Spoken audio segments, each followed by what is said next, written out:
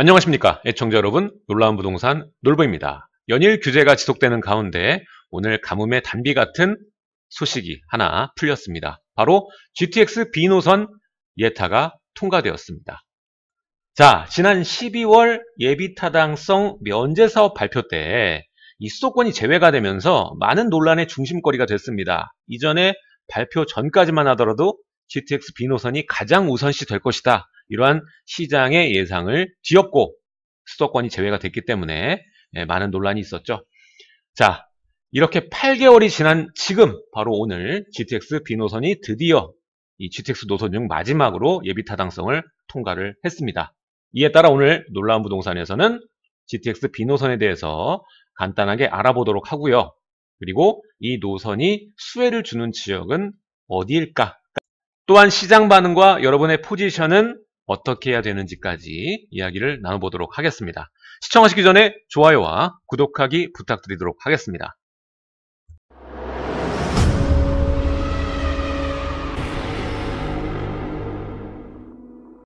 자, 결국 마지막 GTX 수도권 급행 열차 노선 중 마지막으로 이 B노선이 통과가 되었습니다.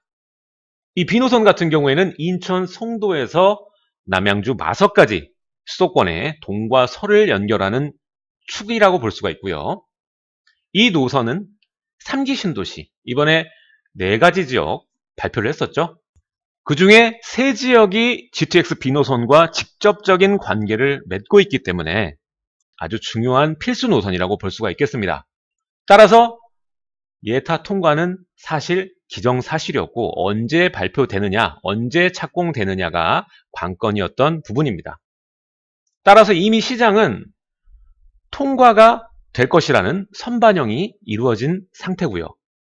물론 발표가 나면서 어느 정도 시장의 흐름이 변화될 수는 있겠습니다. 자, 많은 우여곡절을 겪은 B노선의 경우에는 지금부터 빠르게 여러 가지 절차가 완료만 된다면 2020년 하반기, 바로 내년 하반기쯤에 사업자 선정을 하게 될 수 있을 것이다 라고 예상을 하고 있습니다. 문제는 이 GTX 모든 노선이 마찬가지지만 당초의 계획보다는 더 많은 시간이 걸릴 것이다 라고 보시면 될 것 같고, 예를 들어 이 B노선 같은 경우에도 2025년 완공으로 개발이 된다고 하더라도 27년에서 2030년까지는 걸릴 것이다, 이렇게 예상을 하셔야 될 것 같습니다. 약간 느리게 완성될 거라는 생각을 가지시고 장기적인 관점으로 접근을 하시는 것이 여러분들의 정신 건강에 이로울 것입니다. 따라서 B노선의 경우도 마찬가지지만 이 3기 신도시 입주가 먼저 될 것입니다. 3기 신도시가 입주할 때 이미 착공이 돼서 공사 중이라면 다행인 것이고요. 이러한 상황을 정확히 보시고 이 3기 신도시 분양을 받으시는 것이 여러분들의 계획에 문제가 없을 것입니다.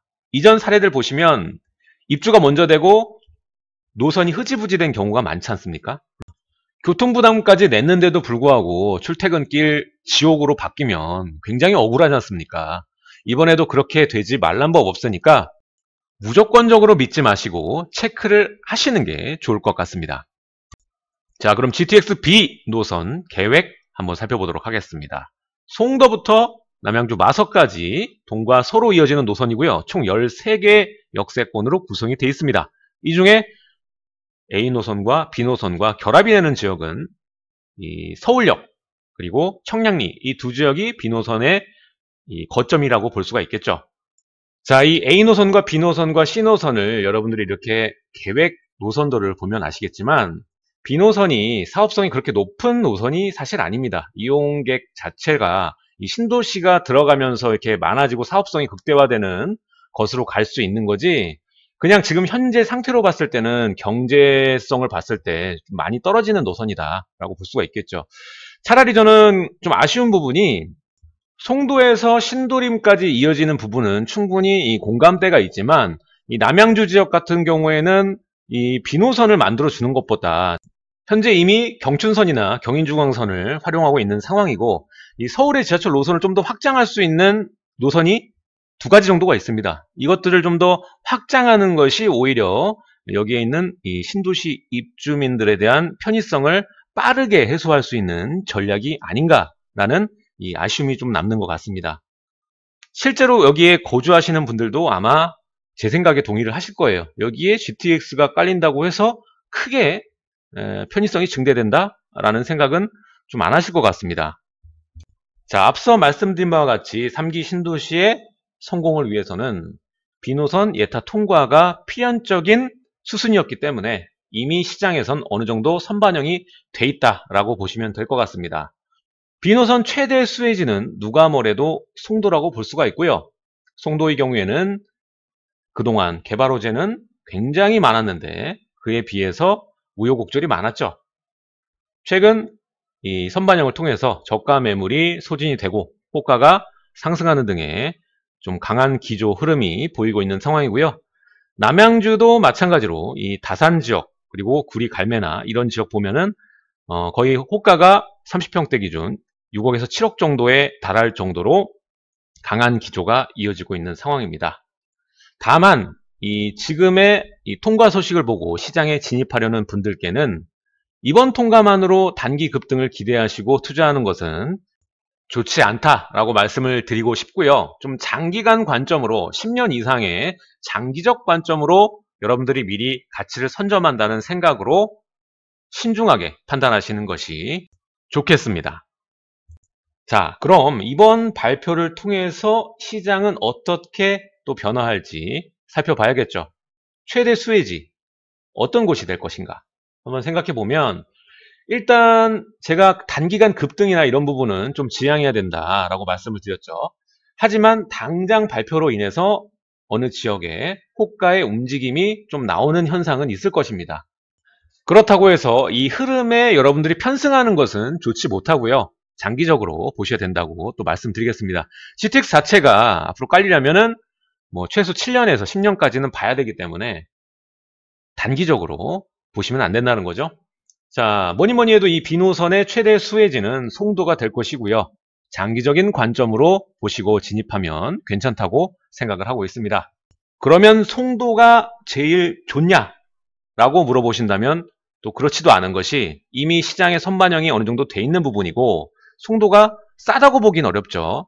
저렴한 지역은 아니기 때문에 어느 정도 시장 기대감이 충만한 지역으로서 다른 지역들, 그러니까 수익의 극대화를 위해서 꼭 송도가 정답이 될 수는 없는 겁니다.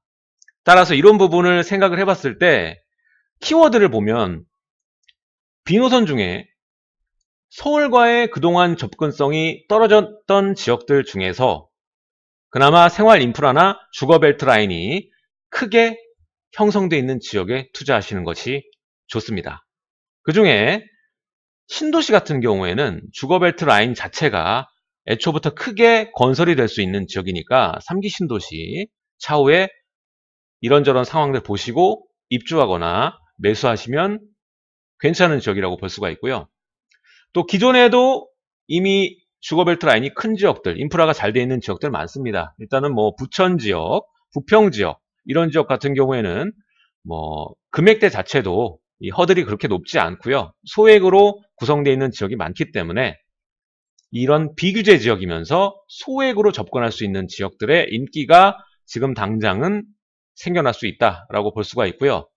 이 서울 내부를 보시게 된다면 이 GTX B노선만 보실 것이 아니라 신안산선과 좀 접목을 해서 보시게 된다면 한 지역이 나오죠. 뭐 신도림이나 영등포 지역, 이 지역 일대에 앞으로 좀 기대감이 이 GTX B노선과 기존의 신안산선으로 인해서 생겨날 수 있다. 특히 뭐 신길 뉴타운 같은 경우에는 좀 더 높게 성장할 수 있는 성장성이 보이는 이 단지고요. 그리고 신도림 같은 경우에도 기존의 이 리모델링을 예상해 볼 수 있는 아파트들도 있고, 그리고 기존의 아파트들 가격대가 저평가되어 있는 면이 없잖아 있기 때문에 이런 부분도 좀 생각을 해보시면 좋을 것 같습니다. 인프라가 잘 되어 있는데도 불구하고 아직까지는 서울권에서 그나마 저평가된 단지들이 많이 모여있기 때문에 이런 부분들 체크하시면서 GTX B노선을 보시면 좋을 것 같습니다. 자, 오늘은 이 GTX B노선에 대한 이야기와 앞으로의 이 시장에 어떠한 영향을 줄지 그리고 어떤 지역을 보면 괜찮을지까지 이야기를 나눠봤습니다. 자, 오늘 내용은 여기까지 하도록 하고요. 하단에 있는 좋아요와 구독하기 버튼 부탁드리도록 하겠습니다. 다음 시간에 좀 더 알찬 내용으로 여러분들을 찾아뵙도록 하겠습니다. 감사합니다.